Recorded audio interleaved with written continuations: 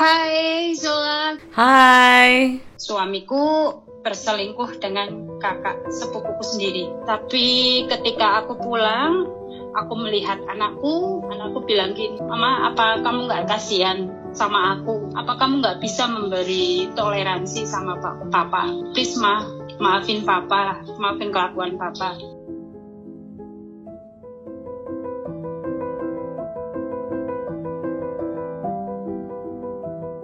Hai Zola, Kak Zola. Hai. Ya, selamat sore. Sore, how are you? I'm good. How about you? I'm Ya, doing good. perkenalkan, I'm Widi. I'm Widi. Widi. Umurku 34 tahun, and aku backgroundnya udah menikah. Terus aku sebenarnya kerja di Hong Kong ya. Udah kamu ada berarti 8 tahunan. Jadi oke. Berarti kamu di Hong Kong sekarang? Iya, aku Oke. di Hong Kong, bukan Oke. di Indonesia. Udah di sini 8 tahunan, and then 5 tahun ke belakang aku kerja di sini tuh aku dapat problem, suamiku berselingkuh dengan kakak sepupuku sendiri. Jadi kenapa kok bisa tahu ya? Kenapa kok bisa tahu adanya perselingkuhan tersebut? Adanya seseorang memberitahu aku bahwasanya di HP suamiku tersebut ada chattingan bersama kakak sepupuku itu, dan aku pun di sini melihat itu tuh benar-benar shock banget. Terus kan kemarin aku pulang cuti ya, aku lebaran pulang cuti. Aku tanya sama suamiku, kenapa kok kamu bisa setega itu sama aku? Ya, dia bilangnya ya, because I'm feeling comfort.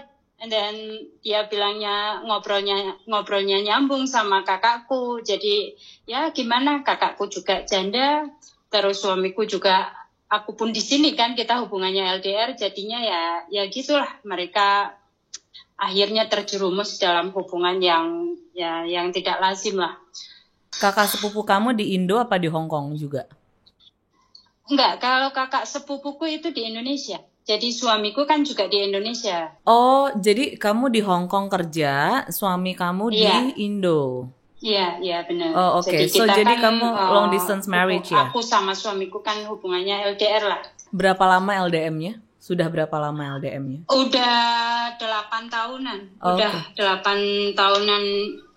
Udah 8 tahunan lah sampai di titik ini. Jadi makanya aku bilang 5 tahun ke belakang itu, ya itu mereka melakukan hubungan yang tanpa pengetahuanku kayak gitu. Jadi ya satu sisi aku pun pasti kecewa. Kedua, karena itu berhubungan dengan keluarga, karena masih sepupu ya. Jadi keluargaku pun juga benar-benar kaget, kecewa kayak gitu. Tetapi di masalah itu karena si kakak sepupuku itu adalah guru PNS ya, statusnya guru PNS. Jadi memang aku melaporkan ke instansi yang menaungi kepegawaian lah. Jadi aku melaporkan hal tersebut, dan akhirnya si kakakku juga mendapatkan sanksi lah dari hal tersebut. Juga si suamiku juga aku panis dengan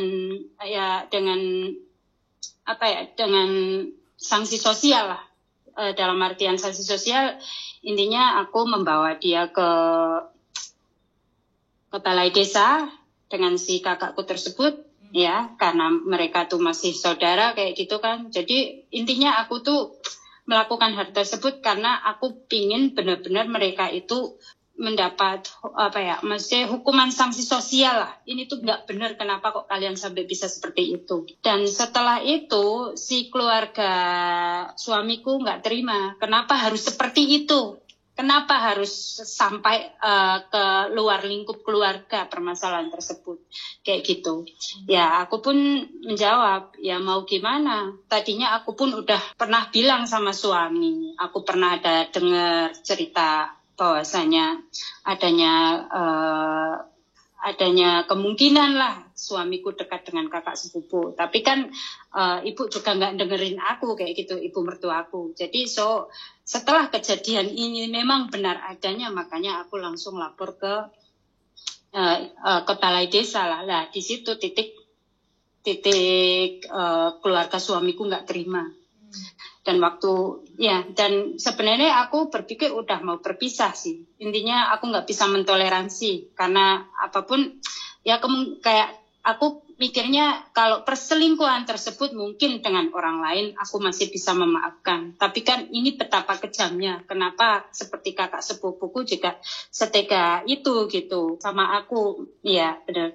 Tapi ketika aku pulang, aku melihat anakku bilang gini, Mama, apa kamu nggak kasihan sama aku? Apa kamu nggak bisa memberi toleransi sama Papa? Intinya, please maafin Papa, maafin kelakuan Papa. Tapi ya gimana ya Kak? Walaupun berat benar-benar dalam hati aku mencoba untuk menurunkan egoku demi anak. Pada akhirnya aku memaafkan suamiku. Ya udah, aku memaafkanmu. Intinya aku pengen kamu berubah. Dan suamiku tuh bilang sendiri sama aku juga di depan keluargaku. Oke, aku akan mencoba. Aku tidak berjanji, tapi aku akan mencoba sebaik mungkin. Tetapi ketika aku berangkat lagi ke sini, kan aku masih terikat kontrak di sini ya. Jadi aku nggak bisa ninggalin kerjaanku gitu aja. Aku kembali ke sini. Malah suamiku itu ngilang, nggak ada kabar. Dan sampai detik ini pun nggak ada kabarnya. Aku juga benar-benar bingung. Ini maksudnya apa? Gimana? Katanya dia mau memperbaiki semuanya. Kenapa bisa kayak gini? Kayak sekarang aku pun dalam kebingungan gini loh. Apakah ini tuh sebuah akhir dari rumah tanggaku? Atau ini ujian dari rumah tanggaku? Itu benar-benar aku yang belum tahu jawabannya. Yang kamu mau apa? Ya sebenarnya ya, kalau aku di titik ini, aku bisa menurunkan egoku. Ya pertama, demi anakku.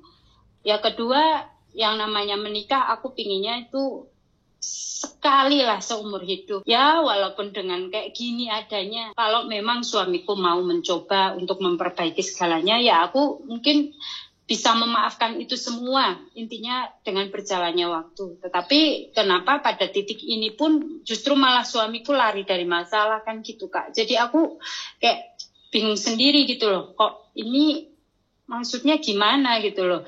Orang laki-laki kalau mau memperbaiki kan seharusnya memperbaiki komunikasi dulu lah terutama. Tapi kenapa kok malah lari gitu aja? Aku nggak tahu dia larinya ini tuh dalam artian mau menenangkan diri atau dia memang udah benar-benar nyerah akan semua ini karena mungkin dengan tuntutan keluarganya yang udah nggak terima aku katakanlah aku viralin lah caranya.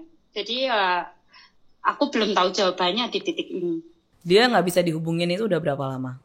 Dari aku berangkat itu berarti udah hampir 2 minggu. Di kontak ke keluarganya nggak ada yang tahu apa gimana? Kalau aku kontak ke ibunya itu kalau aku kontak ke ibunya itu nggak apa ya, maksudnya kayak kurang ngasih aku akses lah bahwasannya anaknya di rumah atau tidak, nggak ada akses. Tetapi kan aku ada temen juga yang tahu keberadaan suamiku. Sebenarnya suamiku tuh di rumah, tetapi memang dia kayak nggak ada niatan untuk berkomunikasi dengan aku gitu loh. Sebenarnya dia ada di rumah dan bersama anak saya. Dan di titik ini pun anakku nggak bisa dihubungi. Dia nggak mau aku telepon, dia nggak mau aku SMS, nggak ada respon lah. Aku yang nggak tahu apa memang ini anakku itu caranya di setel sama suamiku atau memang pure anakku benar-benar nggak mau hubungan sama aku juga nggak tahu. Anaknya umur berapa? 10 ya, mau 11 tahun. Karena gini, balik lagi sebenarnya karena kalau misalnya Mbak nanya ke saya apakah saya harus pisah atau enggak, yang pasti Mbak nggak akan dapat jawabannya dari saya. Karena saya nggak akan menyarankan untuk berpisah atau untuk balik lagi atau apapun. Yang saya hanya cuman bisa kasih advice adalah balik lagi apakah what kind of marriage do you want? nggak akan gampang sebenarnya dealing dengan perselingkuhan, ya. Apalagi jauh dan akan ada trust issue dan segala macam gitu. Ditambah lagi ketika mbaknya memang mau memperbaiki tapi dianya nggak mau, malah dianya menghilang. Which is itu kan jadinya silent treatment ya. Silent treatment itu part of abusive. That part of abusive relationship, dan silent treatment itu pun juga jadinya buat si korban, which is di sini tuh mbak, berasa dihukum, berasa dipunish kan jadinya kan. Ini gue kenapa, gue salah apa, kenapa jadi bisa begini? That's their way to control, and then they're using the power. So yang kalau misalnya memang mbak lihat sendiri, ini udah coba dihubungin tapi nggak bisa. I think decisionnya itu di mbak sendiri gitu. Apakah ini relationship atau ini pernikahan memang worth to fight for atau enggak? Balik lagi, coba di list down aja dulu gitu loh. Kira-kira so far marriage-nya sendiri itu gimana? Apakah mbak udah bisa memaafkan perselingkuhannya dia dengan kakak sepupu atau gimana? Karena kan lumayan pelik ya, karena involve keluarga soalnya. Dan kalau memang misalnya memang mbak nggak bisa terima, that's your right. Dan kalau memang tahu, balik lagi, mbak ke dianya gimana? Do you still love him? Yeah, I still love him. That's why aku berusaha maafin dia. Aku mencoba ya untuk memperbaiki lah. Kenapa jawabannya kayak gini gitu? Ya memang sih, intinya aku mau lihat ke depannya gimana. Dalam artian memang mungkin just need time. That's why, aku di silent treatment sama suamiku. Jadi aku ya cukup diam aja. Aku yang nggak mencari dia. Intinya mau seberapa lama dia ngedemin masalah ini ya, aku ikutin aja lah. Jadi di titik ini pun seperti keluargaku kan juga kayak nggak terima gitu loh. Udah salah, kenapa kok malah sekarang kamu yang malah seolah mengejar kayak gitu. Aku pun di titik ini cukup ya gimana ya? Ya cukup menunggu saja gitu loh Kak. Cuma yang aku pikirkan, misalkan nantinya aku balik lagi dengan suamiku, aku benar-benar takut itu kalau suamiku mengulangi hal yang sama. Dan ketika itu terjadi, keluargaku pun udah nggak mau nolong lah, udah angkat tangan karena apapun udah aku terjang kan demi suamiku gitu loh. Ya jujur kalau dari keluargaku sih intinya ya karena itu masalah keluarga, dalam artian memang benar keluarga besar udah kecewa. Tapi dengan begitu pun gimana pun itu rumah tanggamu. Kita nggak bisa caranya mencampur terlalu jauh kan kayak gitu. Coba ya dalam ini pun aku membawa kepercayaan keluarga. Ketika aku berani balik lagi dengan suamiku, dan suamiku kelak yang aku nggak harapin lah, tapi ketika suamiku kelak melakukan hal tersebut lagi, ya itu udah jadi resikoku ketika keluargaku udah nggak mau nolong lah, udah nggak mau cawe-cawe atas permasalahanku. Jadi ya aku tuh ya gimana ya, ada ketakutan tersendiri ketika mau untuk melangkah ke depan lagi, dalam artian untuk memberi peluang lagi kepada suamiku kayak gitu loh Kak. Iya pasti, karena kan sudah pernah diselingkuhin sebelumnya. Perasaan itu pasti akan ada gitu. Untuk percaya lagi pasti nggak akan gampang. Dan it's betrayal kan soalnya. You dealing with betrayal and infidelity, that's not easy. Dan effortnya itu pun memang harus dari dua belah pihak sebenarnya untuk gain trust lagi. Tapi dalam hal ini kan sebenarnya situasinya adalah ini lagi di silent treatment dan nggak tahu harus sampai berapa lama gitu. Coba dibalik. Kalau misalnya nggak ada anak nih, ya, dan situasi ini kejadian, anggap anaknya nggak ada, oke? Ini kan Mbak bertahan karena anak. Kalau misalnya anaknya nggak ada nih, ya Mbak nggak punya anak aja sama dia dan kejadian seperti ini, what are you gonna do? Apakah memang lanjut atau memang divorce? Ya, ibarat pun nggak ada anak ya Kak. Soalnya aku perjuangan dengan suamiku sampai ke titik pernikahan pun itu nggak mudah.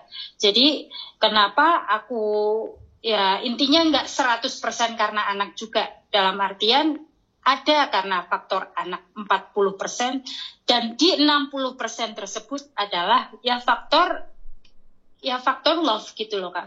Aku nggak tahu ini tuh aku bodoh atau gimana ya. Maksudnya aku terlalu bucin atau memang karena ini murni bahwasanya sekuat itukah cinta aku sama suamiku.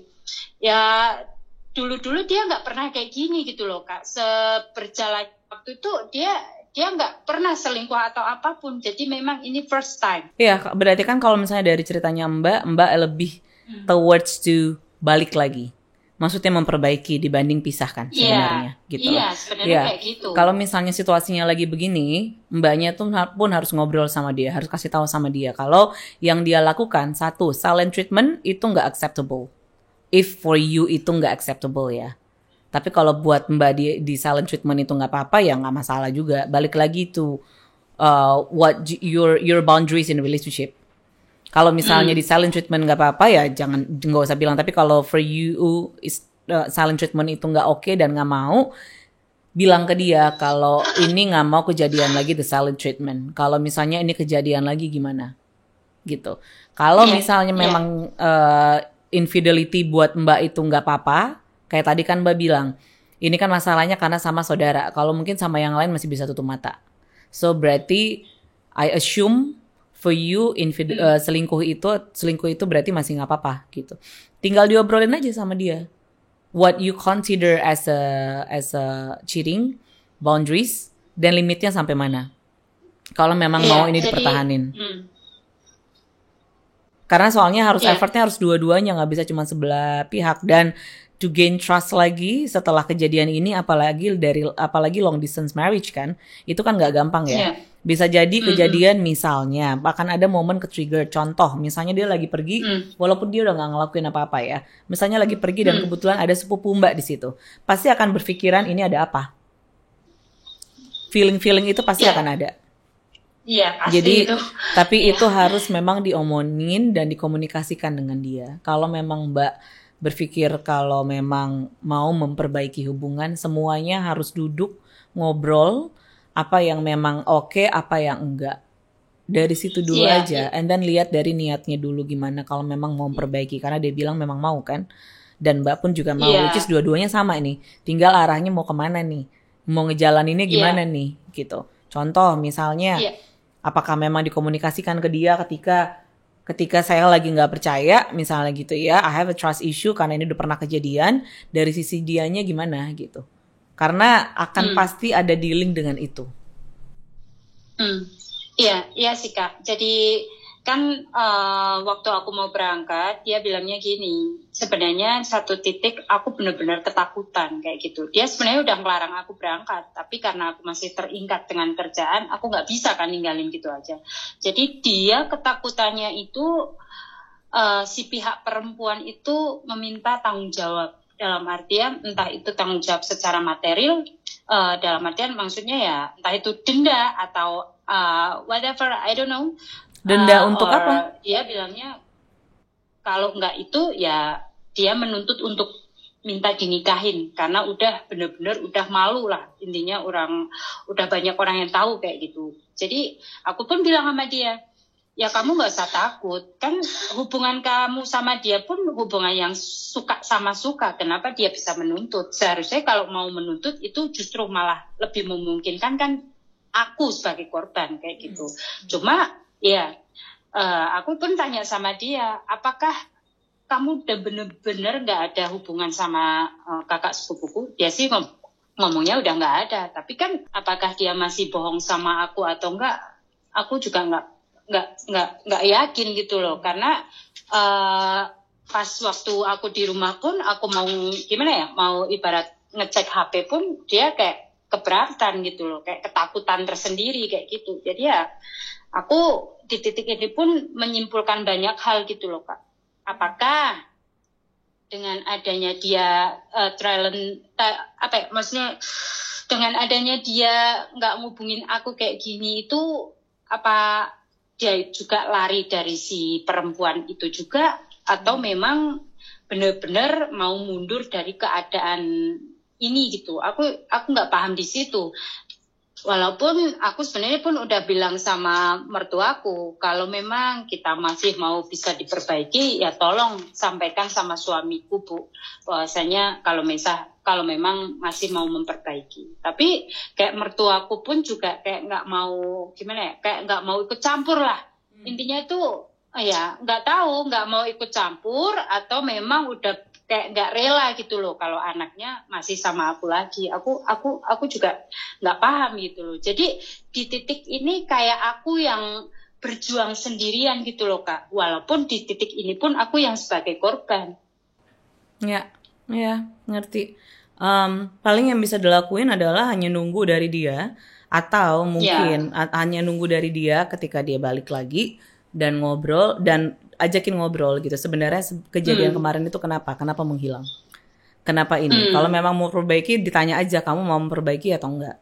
Kalau memang memperbaiki, let's move forward dan jangan sampai ini kejadian lagi. Tapi itu sesuatu yang memang harus diobrolin lagi. Dan aku nggak mau ini kejadian lagi. Kalau memang ternyata kejadian lagi gimana? Dan ini kan namanya masalah perselingkuhan itu kan lumayan pelik ya. Apalagi involve keluarga soalnya. Iya, Dan yang paling penting adalah kalian berdua dulu as a couple, how you want to navigate your marriage. The rest di belakangnya kan mereka nggak terlalu bisa yang gimana banget kalau memang dua-duanya masih mau balik. Aku pernah bilang sama suamiku, ya kalau memang tujuanmu memang udah nggak mau sama aku. Sebenarnya kalau kamu pun bilang sama aku secara jujur, kamu ingin dengan kakakku ya nggak apa-apa. Intinya ada omongnya sama aku rela kayak gitu kan. Terus kayak suamiku kan bilang gini, ya enggak lah, itu nggak masuk akal. Kenapa dia bilang nggak masuk akal? Ya karena si kakak iparku pun tertaut jauh umurnya dengan suamiku. Jadi kakak sepupuku itu umurnya udah 53 tahun, sedangkan suamiku itu di umur 36 tahun. Dan aku pun sendiri umurnya 34 tahun. Itu kan ya memang bisa dibilang nggak masuk akal gitu loh.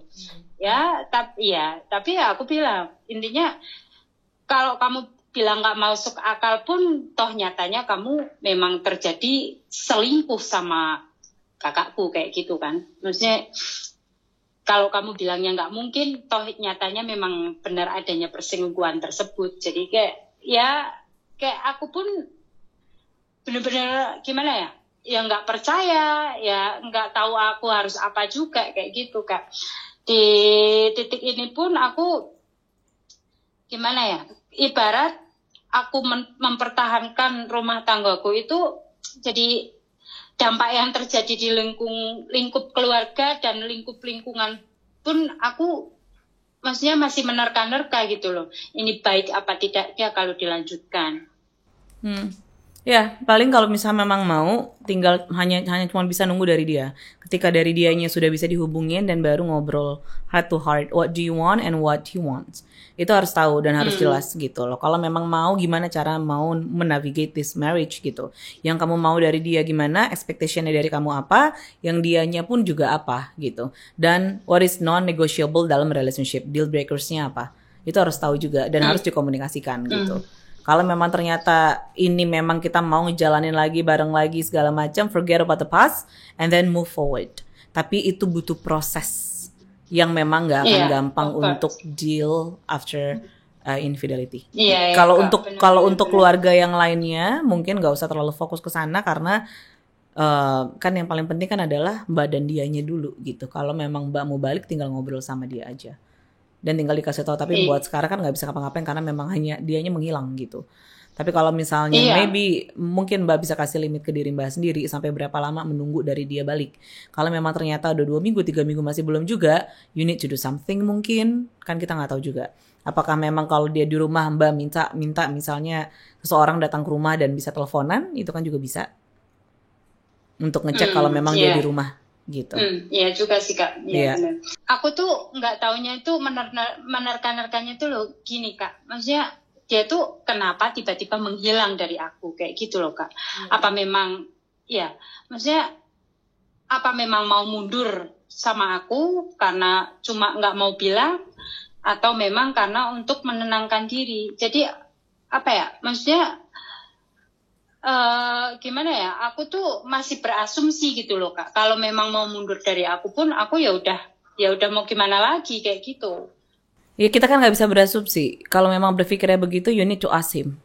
Mbak mesti tanya ke dia Iya, maunya iya dia benar. apa gitu. Kalau sekarang memang pasti akan berasumsi macam-macam pasti. Apa balik apa nggak mau sama Mbak atau melarikan diri atau memang kabur dari perempuan itu juga banyak asumsi pasti. Tapi sekarang kita nggak bisa berasumsi karena kan nggak jelas ya. Kita juga nggak baik untuk berasumsi gitu. Iya, Mak. It is better for you to just ask him rather than just make assumption. Jadi setelah udah Iya. selesai tinggal ditanya ke dia aja gitu. Ini kemarin menghilang kenapa? Ada apa? Mm, Boleh mm, di-share mm, nggak? mm. Gitu.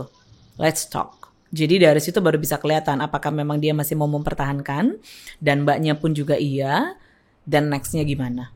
Lebih ke sana. Karena kalau sekarang nggak bisa ngelakuin apa-apa karena ya memang dianya sendiri pun juga nggak bisa dihubungin gitu. Tapi iya, semisal gini ya Kak, aku balikan sama suami. Dan aku pun berpikir kayak gini, satu ketakutan besar aku ketika apa ya, kan orang kalau berselingkuh katanya kelak bakal muncul lagi penyakit kayak gitunya gitu loh. Jadi aku tuh ketakutannya gini, kalau aku balik lagi, terus aku udah mengesampingkan keluargaku demi dia, terus dia balik lagi kayak gitu loh. Jadi aku tuh kayak gimana ya? Takut apa ya kena senjata sendiri gitu loh Kak. Jadi aku tuh ya sebenarnya di titik ini tuh ya maksudnya bingungnya aku maju lagi pun itu suatu hal yang salah atau tidak kayak gitu loh Kak. Karena gini, mau sekarang pun let's say misalnya suami mbak nggak berselingkuh gitu ya. Kita nggak pernah tahu ke Mm-mm. depannya akan kayak gimana. Tapi kita bisa minimize itu dengan ngobrol, Mm. dengan kasih tahu your non-negotiable tadi, your deal breakers tadi. Kalau misalnya masih ada dan terjadi keselingkuhan lagi ke depannya, berarti kita end. Then you just say that.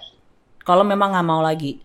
Karena kita nggak bisa control ke depannya gimana kan. Kita nggak pernah tahu 5 menit Iya, kemudian, 10 menit iya, kemudian right. gimana gitu. Tapi kita nggak bisa mengambil keputusan dengan base-nya adalah ketakutan. Kita nggak bisa. Iya. Kita cuma bisa mengambil keputusan ketika kita clear dan memang kalau mau dijalinin ini let's move forward. Udah lebih ke sana. Tapi kalau misalnya kita berpikir nanti takutnya takutnya selingkuh lagi, terus nanti ini akan susah pasti. Ya, iya sih Kak. Walaupun emang ibarat kan aku pun maju dengan hal tersebut dalam artian aku udah apa ya, maksudnya berani akan segala resikonya kayak gitu. Dalam artian kayak mertuaku pun juga udah kayak gimana ya, udah nggak terlalu respect lah sama aku atas kejadian ini. Jadi aku pun ya intinya nunggu dari dianya aja lah. Aku pun nggak tahu ini mau dibawa kemana. Yang penting intinya ya di titik ini pun aku udah menyimpulkan ya let's see kalau memang suamiku udah buka komunikasi, udah bisa dikomunikasikan ya oke lah kita bisa komunikasikan. Kalau memang udah jalannya nggak bisa dilanjutkan, dia pun udah nggak ada niatan sampai ke sana ya mau gimana lagi kayak gitu Kak. Iya, segala sesuatu ada konsekuensinya kok. Setiap keputusan yang diambil pasti ada konsekuensinya. Mau balik tetap ada konsekuensinya, mau pisah pun juga ada resikonya juga gitu. Jadi take your time aja untuk make decision kalau memang mau balik atau enggak gitu. Tapi ya masih tunggu dari dia dulu untuk handphonenya aktif dulu dan bisa dihubungin gitu. Sekarang nggak bisa ngapa-ngapain, and then you can ask him. Jadi mungkin memang kayak gitu mungkin benernya. Intinya nunggu dianya ada kabar dulu lah Kak. Ya setidaknya aku sharing kayak gini untuk ya gimana ya, maksudnya bikin lega hatiku lah Kak. So I'm really thanks for you. Thanks for sharing your story. Iya, udah bisa ngobrol sama Kak Zola, udah suatu hal yang aku merasa terima kasih banget. Oke, thanks ya. Bye. Iya Kak, terima kasih.